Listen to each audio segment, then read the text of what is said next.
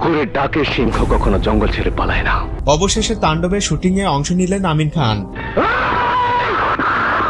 দীর্ঘদিন যাবৎ শোনা যাচ্ছিল শাকিব খান এবং আমিন খান মিলে নতুন একটা সিনেমা করবে। সেই প্রত্যাশায় ভক্তরাও দিন গুনছিলেন। ভক্তদের সেই চাওয়াটা বোধহয় এবার পূরণ হতে যাচ্ছে।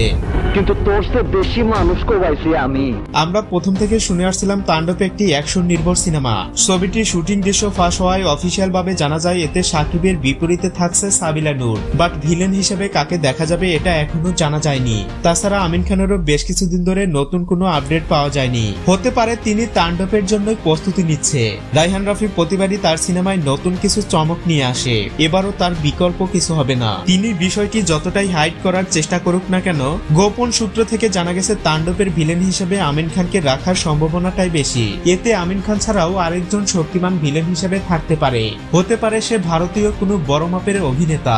রোমান্টিক অ্যাকশন ঘরানার এই ছবিটি কম বেশি সবারই পছন্দের তালিকায় থাকবে। সত্যি যদি আমিন খানকে এই সিনেমায় রাখা হয় তাহলে ভিন্ন কিছু স্বাদ পাবে দর্শকরা।